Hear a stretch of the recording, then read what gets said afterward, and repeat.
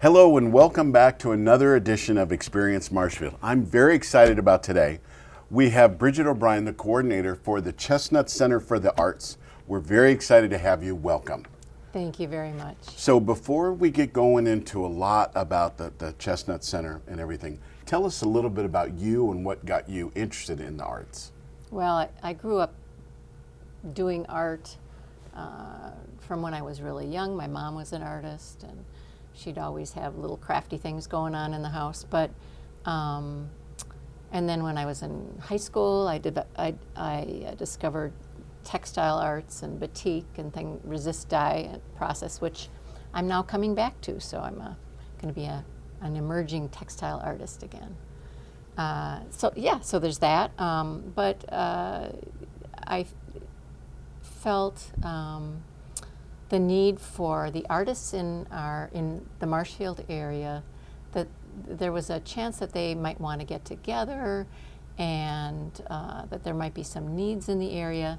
So I helped start Marshfield Area Council for the Arts and Humanities, which is now a defunct organization. But at the time that we developed it, we brought up Ann Katz from Arts Wisconsin, and we held a big gathering of artists and people who were interested in possibly seeing an arts council develop. And by the end of the meeting, people were interested, and we got an email going so that people could find out what was going on in the area, because the newspaper wasn't covering it very well. You'd find out afterwards what a neat thing happened last weekend, and that was always very disturbing because you wanted to find out ahead of time. And now we have a lot of resources, but that wasn't available back then. People wanted more places to have art displayed and art exhibits, and we started something called Art on the Avenue, and that went for 3 years, where on the Mother's Day weekend, right before the Mother's Day art show on the Friday preceding, we had Art on the Avenue, and people would play music outside. We had jugglers in M&I parking lot. We had art in a whole bunch of different businesses' windows, and part of it was to get art in some of the empty storefronts because the downtown was looking kind of shabby at the time. Now this is 16 years, well, more than 16, this is like close to 20 years later, and I think Main Street Marshfield has done a fabulous job of Absolutely beautifying our downtown, getting people to, getting them grants so that they could improve the looks of their buildings, and some of them are just gorgeous. So, a lot has happened since then, but the Arts Council was people were showing an interest in having things happen, and then the First Presbyterian Church was selling their building, and all of a sudden we realized, well, that might fit all the needs of this Arts Council, and so we started the Arts Center, and my husband and we had a board, and and you struggle in the beginning, but we found that there were classes that people wanted. We've developed a clay studio. That was one of the most asked for classes. So we have a clay studio, and we're hoping that we can hold open studios in the future. Again, we've held them on and off over the years, but we have clay classes going on right now. Yeah, and that's been the most popular class. And but we have a gallery. So we have a new gallery show coming up this Friday, October 4th. Leslie Shane is a fabulous photographer, and she's doing some really interesting stuff. So I hope that people can come to that. That's from 6 to 8 this Friday, the opening reception. And this covers all the arts, right? Sure, performing, music, exhibiting, classes, visual arts.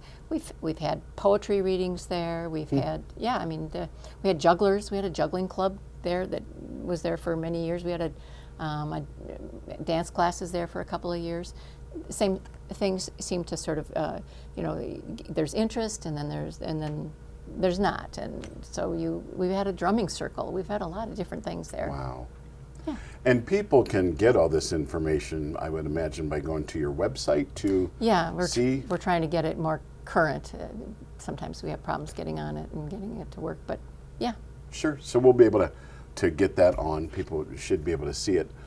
You know what's very interesting is I have 5 kids. That is a lot, and 4 of them are boys, so it was sports.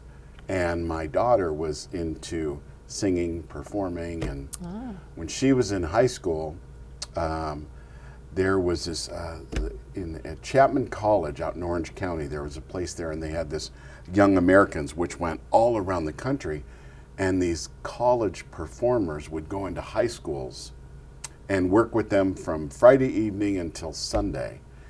And my daughter was so involved, and they needed to have places for these, college kids to stay. So we would have, 7 or 8 of them over to our house, and it was so much fun. And then the show that they did on what they were able to do with these kids, take them in all different levels of being able to perform, and they did The Lion King.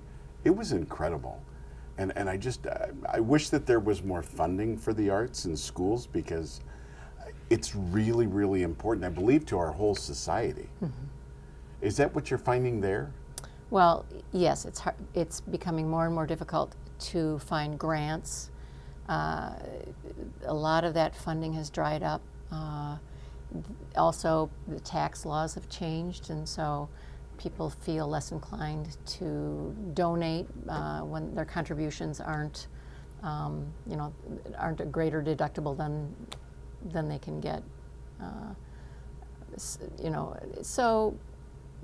So we're struggling, and we're trying to find more grants, and we have a fundraiser coming up. Speaking of which, that's great. So let's hear about some of your events that are coming up, so people that watch us can enjoy. I mean, one thing it's a lot of fun is just this past summer, when there have been events that were supposed to take place at the Wenzel Family Plaza, and Mother Nature said no. It was nice to be able to go right across the street to the Arts Center there and still enjoy the music. I thought that was really good. Yes, I think that we're coordinating well with Wenzel Family Plaza as being a rain venue. Of course, the Downtown Friday Night, all of those Downtown Friday Night concerts were hosted by Chestnut Center. Sure. Too. But yeah, like the Ted Hefko, the New Orleans Sound and Taste, that was really fun. And yes, Mother Nature just blew that up, but we held the event. She had a rough summer. She did have a rough summer. So tell us about some of the great events going on that are coming up. Okay, well, the big one that I have to emphasize is Lift Up the Arts, and this is our theme is Celebrate Paul Bunyan and Loggers of the North Woods. So one of our ideas has been that we take a theme. Last year it was Alice in Wonderland, Through the Looking Glass, and our arts camp in the summer for the kids, that was the theme that it revolved around, and some of the decorations came out of that camp. We had a big mushroom that the kids made and decorated. This year we have Paul Bunyan and Babe the Blue Ox, and we've had them around at the fairgrounds, and we had them at Maple Fall Fest, and that's something that people remember seeing. I saw Babe at the fair, and that was kind of fun. But so that's a theme that then we carry into our fundraiser, and the fundraiser is called Lift Up the Arts, and originally it was to help us get a wheelchair lift, which we now have totally funded, and we're in the process of getting it installed. There's been all kinds of hiccups.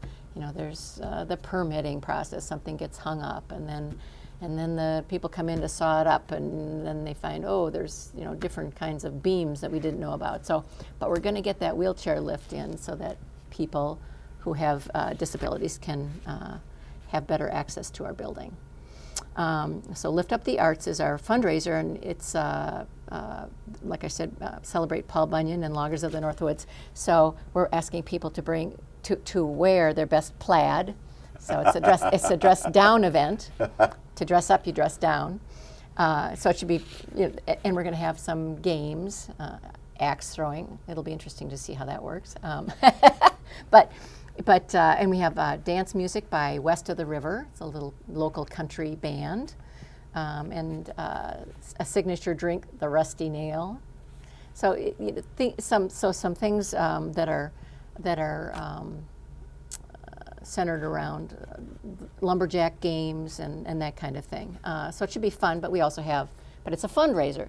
So the tickets are $50 a piece, and that goes, that helps us. But then also we have live and silent auctions, and that'll be, there's usually some fun stuff that goes on with that, and a cork pull and some different things. So we want people to bring their credit card and plan to spend a little bit of money.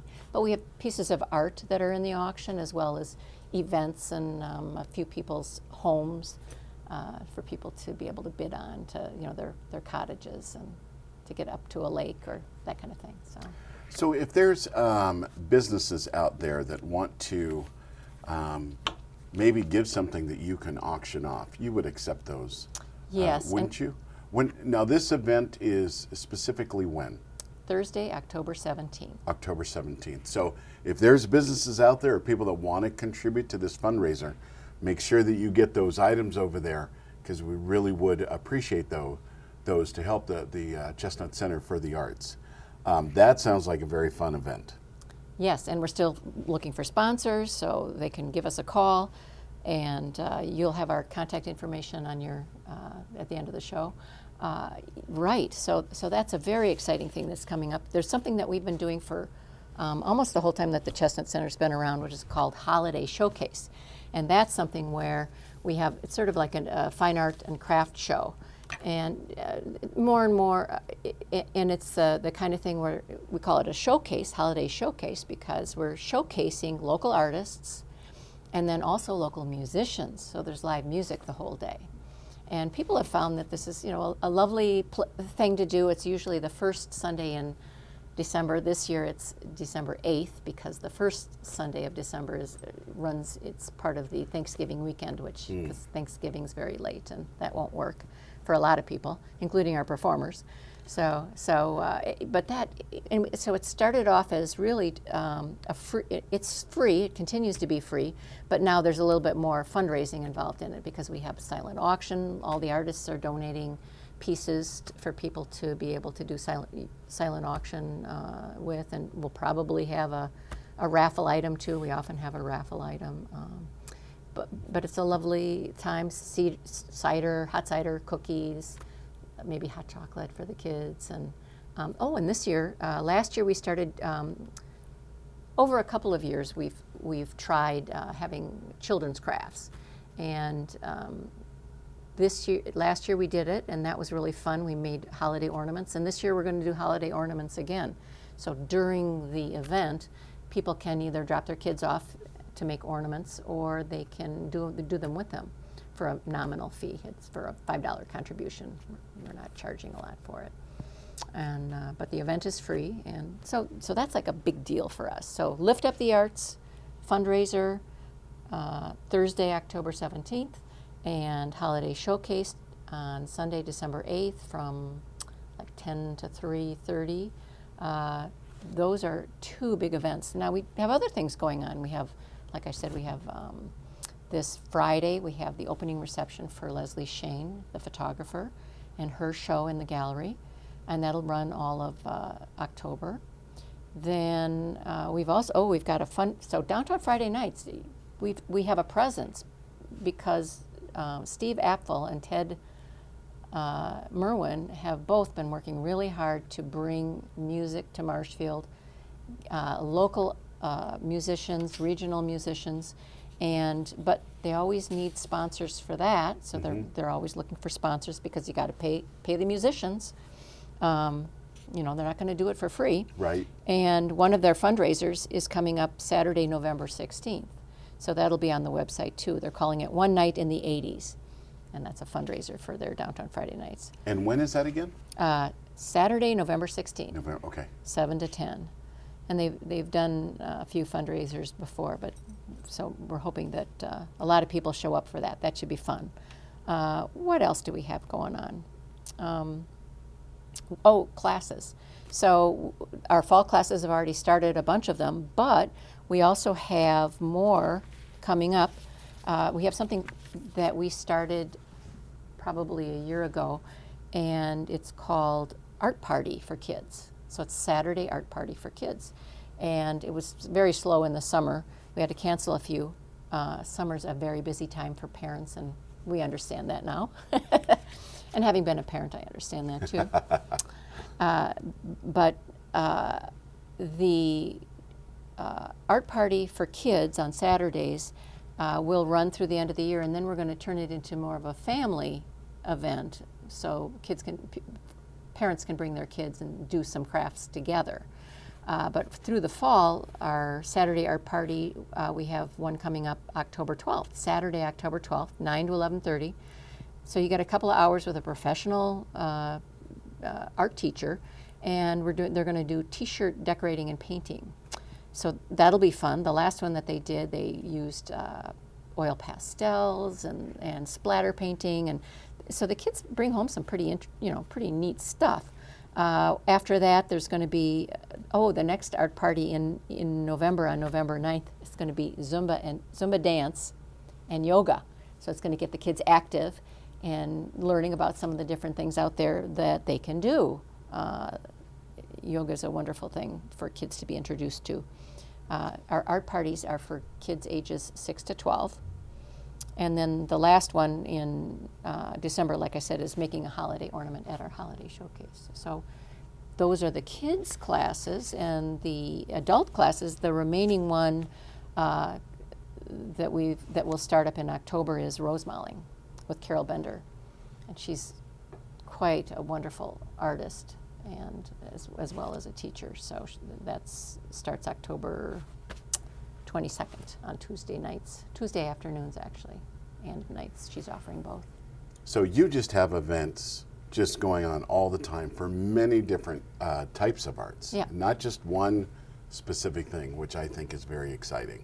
And I think I think we're very fortunate here in the city of Marshfield to have the Chestnut Center for the Arts, specifically for this, just to give people an outlet to go and be creative, learn these different things. So I really appreciate you taking the time to come here and go over everything.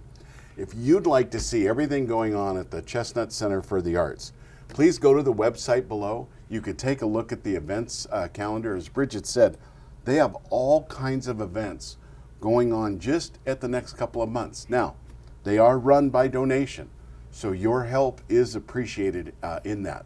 But go on over there to the center. It's right next to the post office. You will really enjoy the fact that you took the time to go there. Thank you very much for watching another Experience Marshfield.